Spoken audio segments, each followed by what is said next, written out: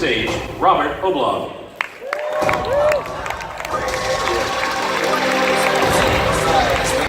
Just understand what's happening right now.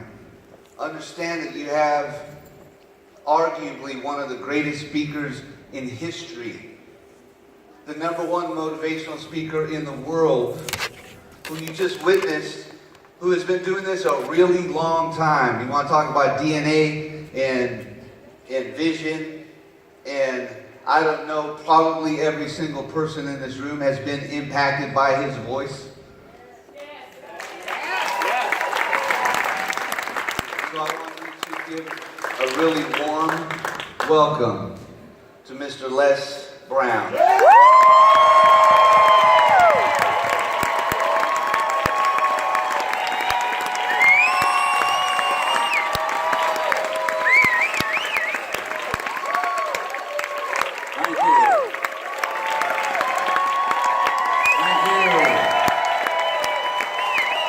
Thank you very kindly. You may be seated. Celeste, come on out. I want you to meet my business partner, Celeste Johnson. Give her a round of applause. Let's get the music going. Yeah, can we get that music going? Wait, it might sound crazy, but I just elevate. Watch this. Stop. You gotta do it the right way. Let's start one more time. Ready? Y'all ready? Yeah! All right, here we go. Come on.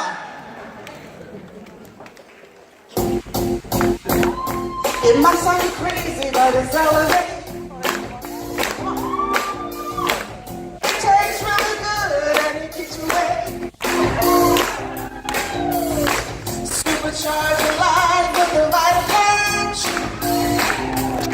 Where the sleep energy of defense, that's where it's at. Because I'm humble on you see success without room.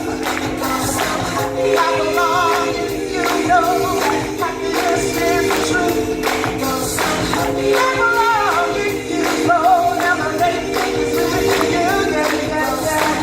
I belong, it's ready to go. It's what you want to do. Oh, that's not a coffee charge, chocolate. I just want to, yeah. Ask some keep on the tray and you'll be straight, yeah.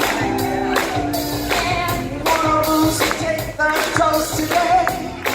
Yeah, yeah. Come on, let's go. See the next. Think you're on your way. Because I come along and you see success without a room. Because I belong and you know happiness is the truth. Because I belong and you know everything is right for you. I belong.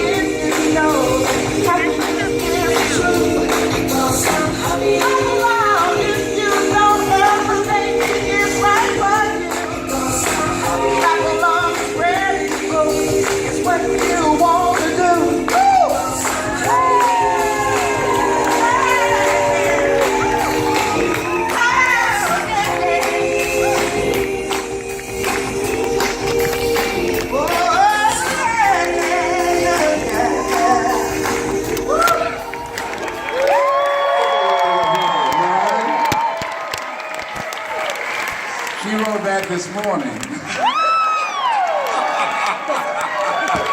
Was that creative or what? Yes.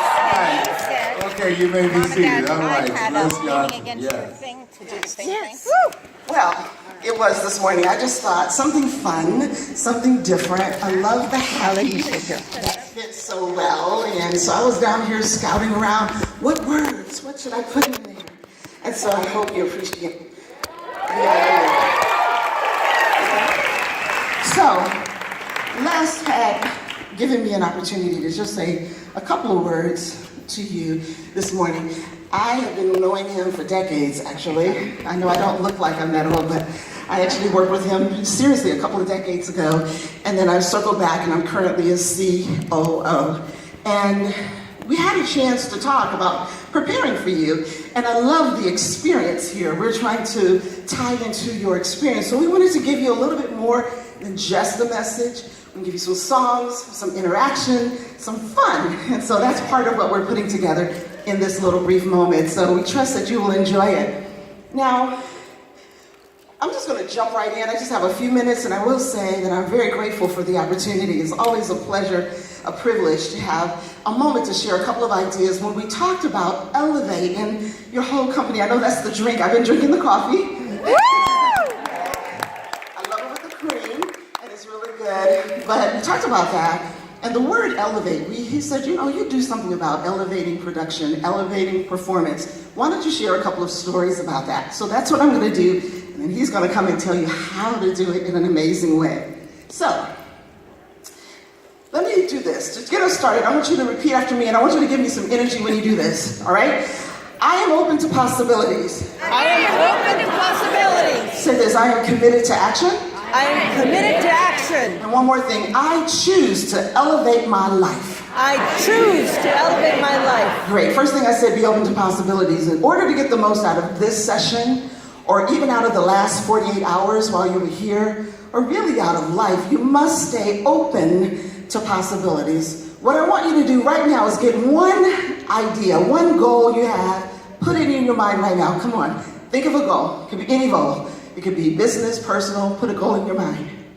Now say it's possible. It's possible. Oh, come on, let's do it like you really believe it's possible. Let's try it again. Say it's possible. It's possible. It's possible, yes. If you don't believe it's possible, you're not going to do the work that it takes to get it. You first have to believe it's possible, not just a good idea, but it's possible that I can make this happen, so you have to believe that. See, there's something about that possibility that must be there. But more so, I want to just say this to you.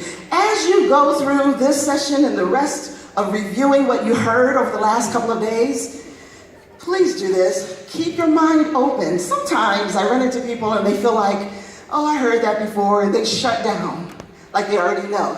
But if you hear something and you read something that you've heard before and you're doing it, consider that validation. We need to know we're on the right track, right? Or you may hear something that you've heard before and you are not doing it. Consider that a reminder and get back on the right track, because isn't it true that we don't do everything that we know, yes? Right, so sometimes we need to be reminded to do it. Or you may hear something you've never heard before. Consider that a blessing. But in any event, be open to possibilities. But more important is the commitment to action. All of these ideas do absolutely nothing if you don't take action. How many have heard the phrase, knowledge is power? Raise your hand. See, what I say is applied knowledge is power. Having the knowledge is a good first step, but you must do something with it to get the power. So do something in the next 24 to 48 hours, or else you lose momentum. Haven't you been to a conference before, heard great ideas, real excited, and then a week later you're doing the same thing you did before? How many is that true? Yeah. So take one or two ideas. Don't try to do them all. You'll get overwhelmed and you won't get it done. Take one or two that resonate. Schedule it. Do something with it in the next 24 to 48 hours. So open to possibilities, committed to action, but here's my favorite. Choose to elevate your life. Now, hey, there we go. I love it. I'm coming to talk to her. So life is a choice, yes? Is that true? Pretty much everything you do is a choice. How many think that's true? Raise your hand. How many say, no, there's some things you really don't have a choice? Raise your hand. Yeah, a few of you. Think about it. Pretty much everything. You don't have to do anything. Now, there are some circumstances that propel you to do it. But fundamentally, you have to make a choice. And what I'm saying is choose to elevate your life. Now, to me, when we say that, it reminds me of part of a book, one of my best-selling books. I have 7.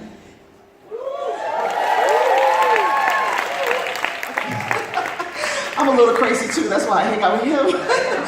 Well, one of them is called Dare to Succeed. No more excuses, it's time to win. And in there, DARE is an acronym.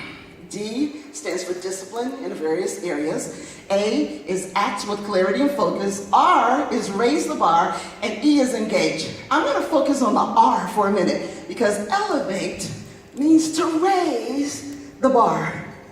We want to raise the bar on a lot of things. Raise the bar on your life. Raise the bar on your business. Raise the bar on your character. Raise the bar. Always choosing to elevate where you are. But let me give you just a couple of points and I'm going to go to my seat. When we talk about raising the bar, I talk about, one, raise the bar on excellence. Raise the bar on excellence. Always choose to do and be your personal best. Always.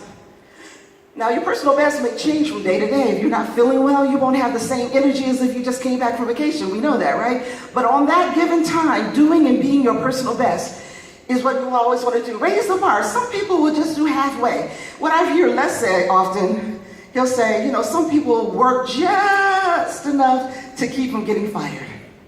And companies will pay you just enough to keep you from quitting. And everybody's operating in the land of mediocrity. Just enough. Just enough, keep going. What I'm saying, bust out of that. No, you're elevated. You work entrepreneurs. No, we don't do that. That's a lesson. No. You have to raise the bar on excellence. Always do and be your best. Always look your best. When you're out and about, when you're an entrepreneur and you're out and about, you don't know who's out there and who your prospects are. Dress like you're successful, yes? Look like you are worth $1 million or whatever you want in your pocket, whatever is possible for you. Always do and be your personal best. So raise the bar on excellence. The second one is raise the bar on endurance. Okay, so let me just tell you this. I love this. The book, Dare to Succeed, is a result of me running the New York City Marathon. Are there marathon runners in here? Raise your hand if you are. Okay, we got a couple of them, a couple other crazy people. How many ever thought about running a marathon? Raise your hand.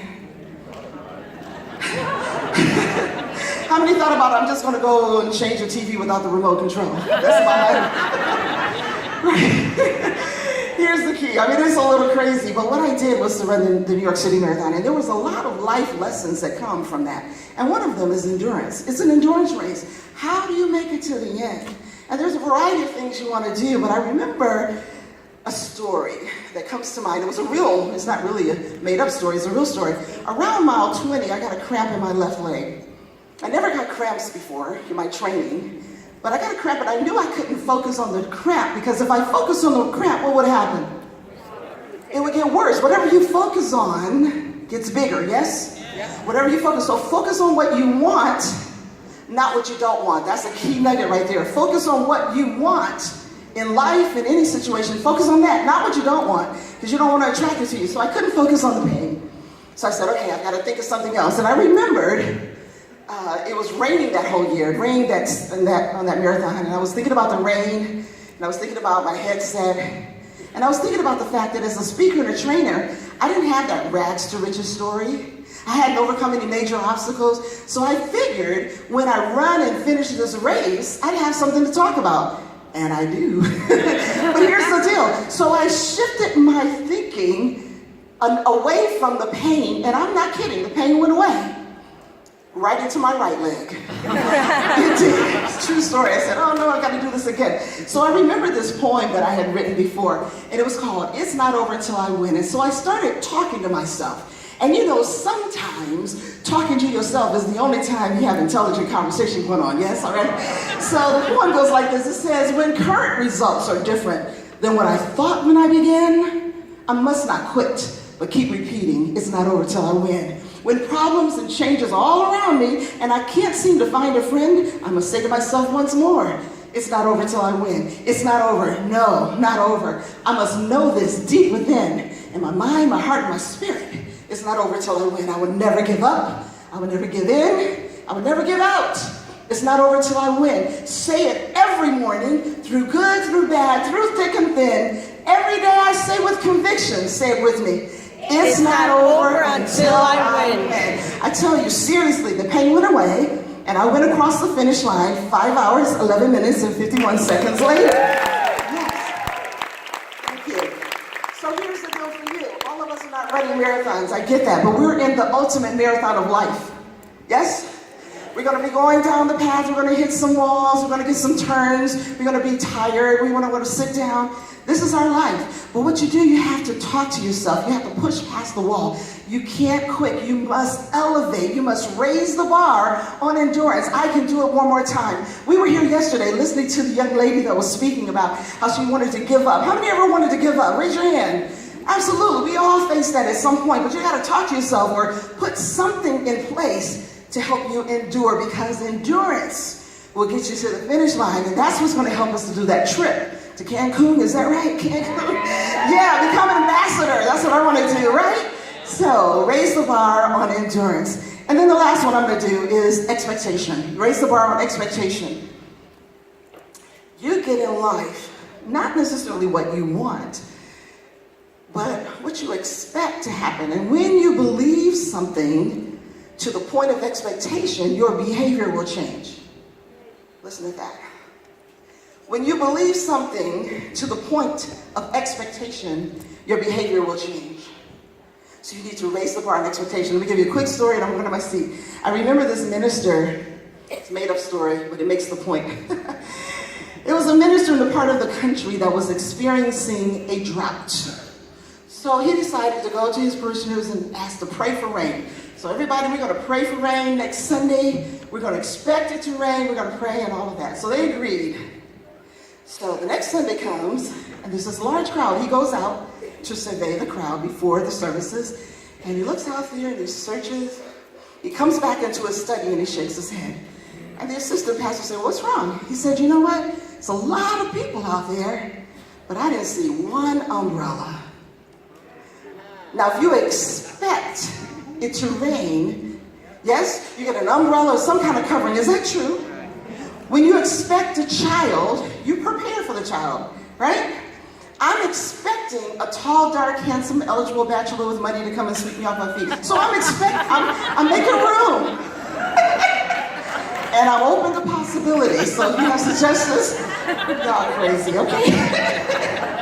No, but what I'm saying is when you expect something, you make room for it, yes?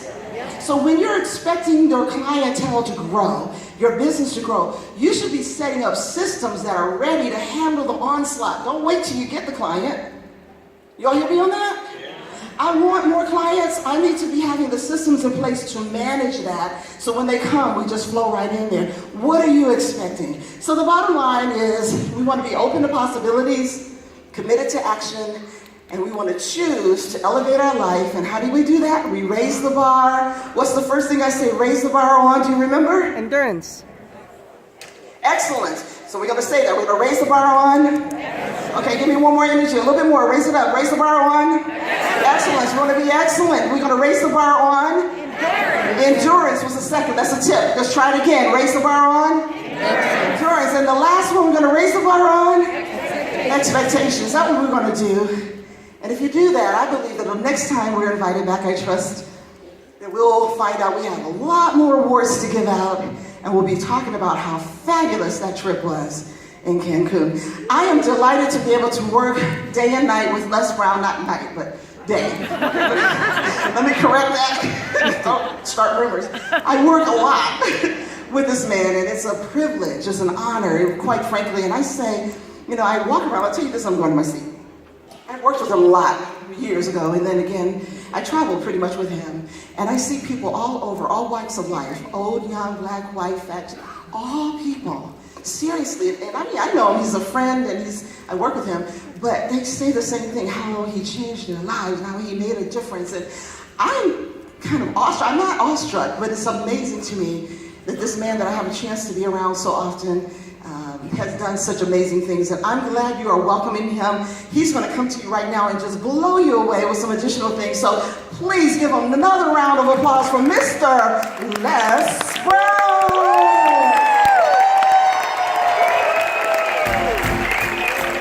Thank you. Celeste Johnson, give another round of applause. Thank you. Celeste was my assistant on the road, and I'll never forget, she came to me, she said, I'm quitting. And Robert, I said, you're quitting? She said, yes. I said, what are you going to do? She said, what you do? I said, what do you mean? I'm going to speak.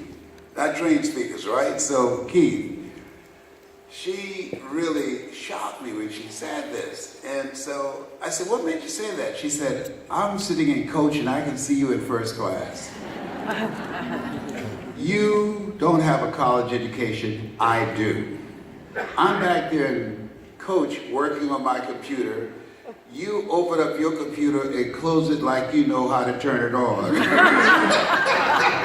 She said, something is wrong with this picture. Up in here. So we had to do a sales training in LA. And so I was just being courteous. I said, who would you like to go first? She said, you can go first. No, you didn't ask. You don't understand what I asked. I said, who would you like to go first? You can go first. I said, okay, you got it like that, huh? I tried to throw everything in there, Larry, including the kitchen sink to intimidate her, John. And she came out and she was very calm and very methodical and did her presentation. I went from evaluating her to taking notes. Afterwards, I said, you better watch your knees in the parking lot. Everybody repeat after me, please. Elevate your life. Elevate your life. I don't know you, but here's what I know about you. You have greatness in you. You have the ability to do more than you can ever begin to imagine. But unfortunately, we live in a world where we've been programmed to have a limited vision of ourselves, where we focus on our limitations rather than our potential. And this company, just the concept alone, elevate your life, elevate your thinking, elevate your relationships, elevate your game plan and your strategy. If you come into 2019 with a 2018 game plan, you're going to produce 2018 results in 2019. That's not what you want to do, am I correct? Yeah. And the reason you must elevate your strategy, and Einstein was right, insanity is doing the same thing in the same way, expecting a different outcome. And so as you think about your goals and dreams, I want you to think about these goals and hold them in your mind. Your personal goal, what does that look like for you? Mine was to buy my mother a home. I'm adopted. I'm one of 7 children she took in as foster kids. And then she adopted us at 17. And I wanted to take care of her. She only had a 3rd grade education. She worked for wealthy families on Miami Beach. I used to walk around these big, beautiful mansions and said, Mama, what is it, Leslie? When I become a man, Mama, I'm going to buy you a big, beautiful home just like this. Leslie, you don't have to do that. I know, Mama. You didn't have to take us in, but you did. I believe in the philosophy, judge a person not by what they do, but what they do that they don't have to do. And to judge the true quality of a person is what they do when nobody's looking. And I want you to think about your financial freedom number. That once you operate out of that level of thinking, how much money you're going to generate, that will be your financial freedom number. That will alleviate stress in your life. You'll become debt-free. You'll be able to contribute to things that you feel good about. You'll be able to contribute to causes that you believe in. I want you to think about your financial freedom number that gives you more time for yourself or to transition out of a job that's no longer you. And then I want you to think about your social contribution. We live in the greatest country in the world, Keith. We never stop being great. We live in the greatest country in the world. We've never been second to anybody. We have it like that. What will your social contribution be? Horace Mann said we should be ashamed to die until we've made some major contribution to humankind. You have the ability to leave a legacy. You have the ability to make an impact. There are people waiting to hear your voice. And because of you, something about your consciousness, something about that spirit, that energy in you, because of you, you will transform their lives. How people live their lives is a result of the story they believe about themselves. And when you show up and talk to them about elevating their standard of living, talk to them about elevating their expectations for life, talk to them about elevating their kind of thinking that they now have, and give them a vehicle that allow them to soar, a vehicle that allow them to take charge of their financial future, you change their lives. According to the Department of Labor, over 20,000 people losing their jobs every month to technology, artificial intelligence. Every time the unemployment goes up 1%, 10,000 women are battered. When you show up and give people an opportunity to elevate their financial standing in life, you are impacting the whole household. Give yourselves a round of applause. Bring it up, bring it up.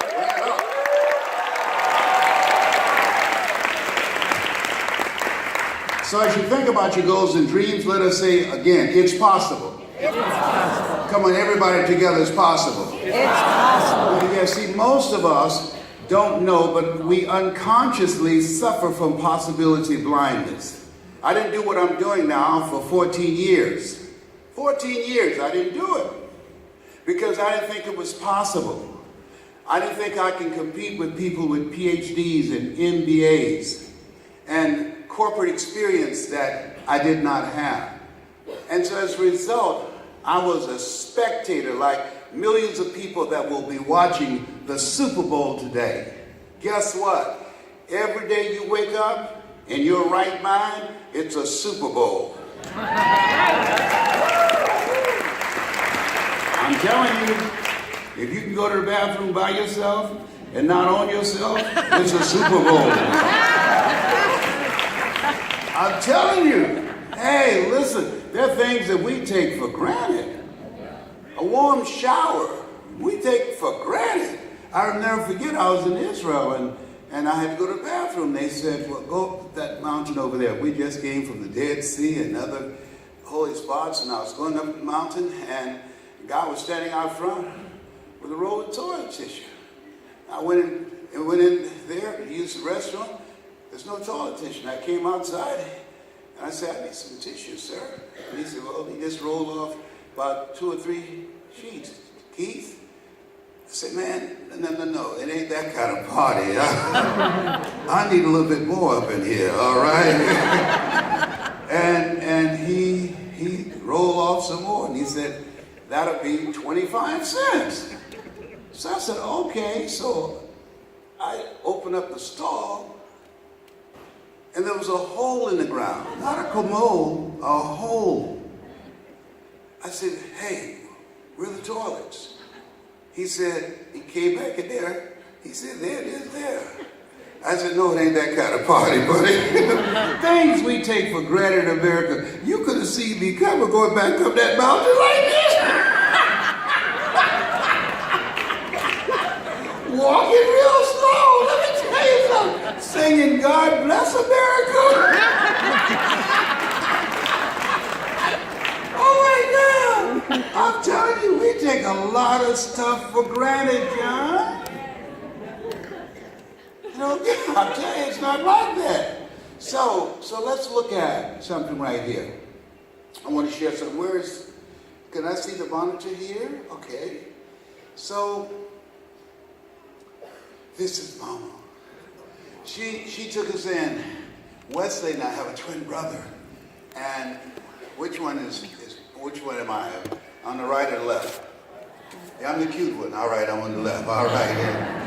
Mom wanted to have a 3rd grade education, but she had a PhD in motherhood. Never had any children herself.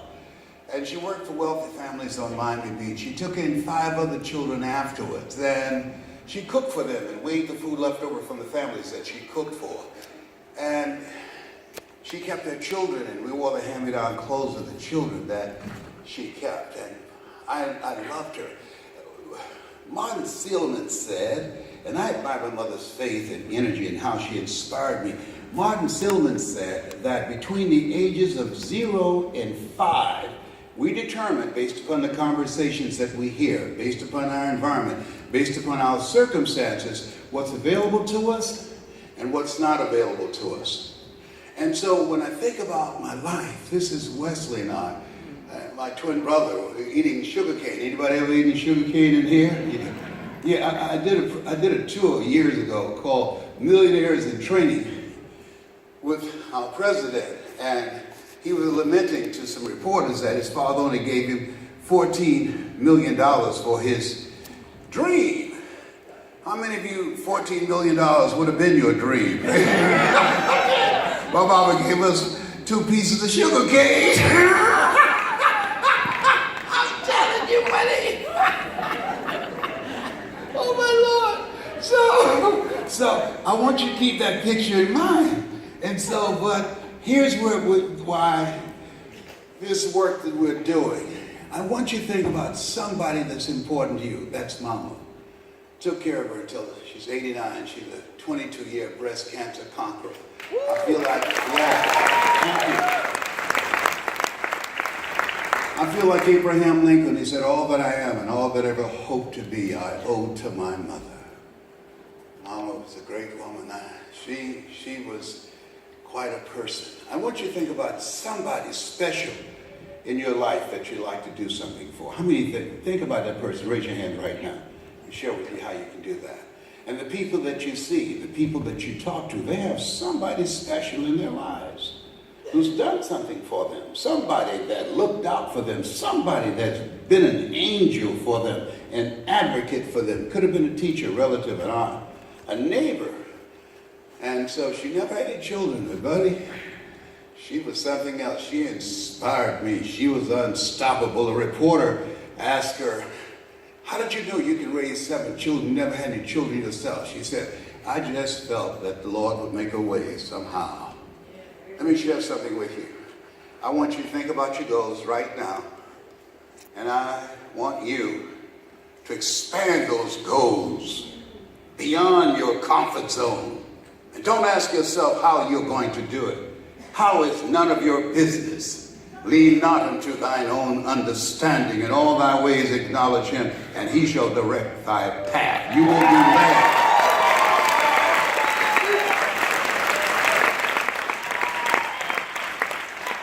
And the Lord made a way. She was able to do it. She was able to accomplish it. There are things that you can do right now that you don't